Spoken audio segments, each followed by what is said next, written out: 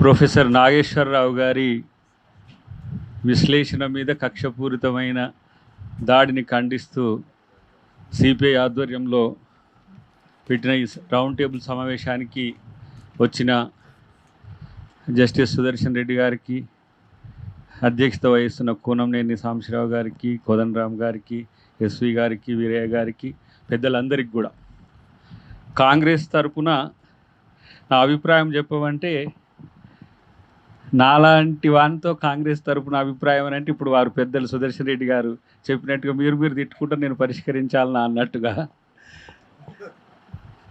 అద్దంకి దయాకర్ వ్యక్తిగతంగా తెలంగాణ ఉద్యమకారుడిగా వేరు, కాంగ్రెస్ ప్రతినిధిగా వేరు ఉంటాడు. కాబట్టి కాంగ్రెస్ ప్రతినిధిగా చెప్పాల్సి వస్తే ఈరోజు చంద్రబాబు నాయుడు గారు కూడా ఒక స్టేట్మెంట్ ఇచ్చిండ్రు, ఎవరు ఎక్కడికైనా వెళ్ళొచ్చని. సేమ్ పవన్ కళ్యాణ్ గారి యొక్క ఆలోచన ఉన్నట్టే ఉన్నది. ఎవరు వద్దన్నారు అంటే, ప్రభుత్వం విషయాలు మాట్లాడుకుంటే ఒక ప్రభుత్వ ఉప ముఖ్యమంత్రిగా ఈ రాష్ట్రం మీదకి దండయాత్రగా వచ్చినట్టుగా రావడాన్ని ఆహ్వానించాలన్నా ప్రజాస్వామ్య దేశంలో? లేదు. చంద్రబాబు గారి ఇల్లు అయినా పవన్ కళ్యాణ్ గారి ఇల్లు అయినా ఇక్కడే ఉంది. వాళ్ళు ఇక్కడ ఉండడాన్ని ఎవరన్నా వ్యతిరేకించిండ్రా? పోనీ వాళ్ళు రాజకీయాలు చేస్తా అంటే పోటీ చేయడాన్ని కూడా ఎవరూ వ్యతిరేకించలే. ప్రభుత్వంలో ఉండబట్టి ఏమవుతుంది, మొన్న మోదీ గారిని కూడా రిక్వెస్ట్ చేయాల్సి వచ్చింది ప్రభుత్వం తరపున, అయ్యా ఇక్కడికి వచ్చి ఏమన్నా ఇచ్చిపోమని.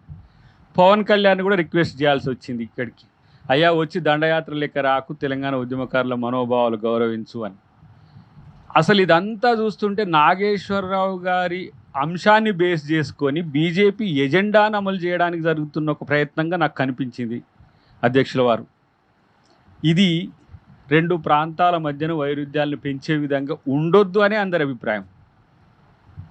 అంత మేరకే ఇంకా మనం ఇంత రౌండ్ టేబుల్ సమావేశాలు పెట్టే అంతిమ నిర్ణయం కూడా గిదే ఉంటుంది. దానికి అయ్య జాగీర్లు, అబ్బ జాగీర్లు, ఇంకొక ఆయన పాకిస్తాన్ అంటాడు, ఇంకొక ఆయన మేము పాకిస్తాన్కి వచ్చినట్టు రావాలంటే తెలంగాణ ఉద్యమకారులు అంటే పాకిస్తాన్ వాళ్ళు అయిపోయినరు.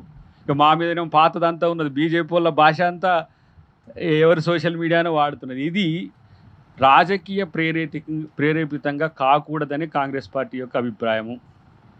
నేనేమంటున్నానంటే, పవన్ కళ్యాణ్ని కూడా ప్రేమిద్దాం మనం. ఆయన ద్వేషించిన తెలంగాణ ప్రజలం కాబట్టి ప్రపంచాన్ని ప్రేమించగల దమ్మున్న సత్తా ఉన్న ప్రాంతం ఇది. కానీ దీని మీదకి దాడిగా వచ్చినట్టు రావద్దు. మేము పోతలేము ఆంధ్రప్రదేశ్కు, మమ్మల్ని ప్రేమతో ఆహ్వానిస్తున్నారు. ఆంధ్రప్రదేశ్లో సమావేశాలకు పోతున్నాం, ఆంధ్రప్రదేశ్లో దళిత ఉద్యమాలకు పోతున్నాం, ఉద్యోగుల సమస్యల మీద పరిష్కారానికి పోతున్నాం. కానీ ఇక్కడ మౌలికమైన అంశం, నేనైతే చంద్రబాబు గారు కూడా దాన్ని ఉటంకించడం అనేది ఒక రకంగా, ఇంతకుముందే మా రమేష్ చెప్తున్నాడు, దీన్ని యూటీ చేయడానికి ఏమైనా కుట్ర చేస్తుండ్రా అని. ఎందుకు? గతంలో విద్యాసాగర్ రావు గారు ఒక మాట అన్నారు, ఆ పరిస్థితి వస్తే మళ్ళొక తెలంగాణ ఉద్యమం వచ్చే అవకాశం కూడా లేకపోలేదు. గతంలో ఎంతోమంది మేధావులతో ఆయా ప్రాంతాలు, అది మహారాష్ట్ర కావచ్చు, లేకపోతే అది ఉత్తరప్రదేశ్ కావచ్చు, అది ఇంకో ప్రాంతం ఏదైనా, బీజేపీ చేయాలనుకుంటున్నది బీజేపీ నేరుగా చేయదు. బీజేపీ నేరుగా చేయకుండా పరోక్షంగా ఈ విధంగా చేయించాలనే ఎత్తుగడ ఉంటే, బీజేపీ మిత్రులు కూడా, తెలంగాణ ప్రాంత మిత్రులు, మీరు తెలంగాణ మీద జరిగే ఇలాంటి భావదాడిని మీరు ఉపేక్షించవద్దు. పవన్ కళ్యాణ్ గారి జనసేనను రాజకీయాలు చేసుకోవచ్చు, మా గోరెటంకన చెప్పినట్టు రావచ్చు పోవచ్చు, రాజకీయాలు కూడా చేసుకోవచ్చు.